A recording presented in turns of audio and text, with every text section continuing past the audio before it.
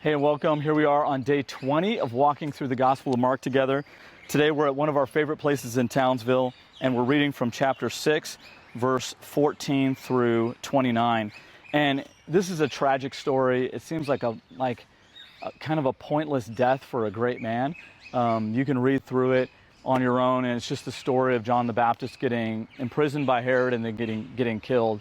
And it's very sad. But I want to highlight the person of John, like who he was and why he's so important to us in the scripture.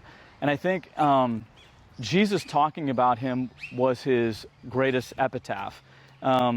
John was at a time, he's got his disciples, and Jesus had his disciples. And John's disciples come to him and they're saying, hey, Jesus' disciples, Jesus is stealing some of your disciples. He's getting the spotlight. Everybody's focusing on him. And they were expecting to engender some sense of competition or territorialism or whatever within John. And John just came out from a completely different perspective. He said, you know what? He's like, I'm the best man at a wedding. Jesus is like the groom. I want him to get all the focus. I want him to get all the praise. I want him to have all the joy. And he said in John 3:30, one of my favorite verses in all the scripture, he said, he must be become greater and greater, and I must become less and less. And Jesus, in his conversation about John, he said, I tell you, of all who have ever lived, none is greater than John. He said in Luke 7. And so we see that God has a special place for those who are especially humble. The Old Testament tells us that no one in the world was as humble as Moses. And yet God said of Moses, he is like a friend to me, one I can talk to face.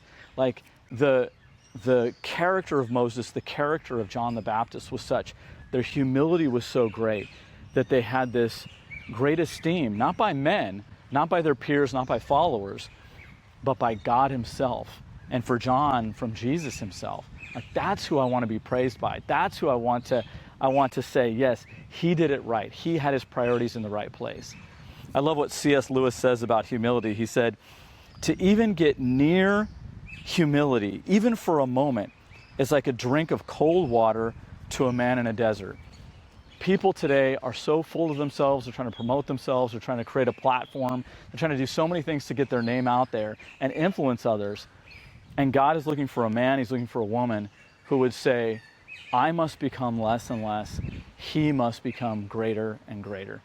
That's my prayer for you. That's my prayer for me. Have a great weekend. God bless you. We'll see you on Monday.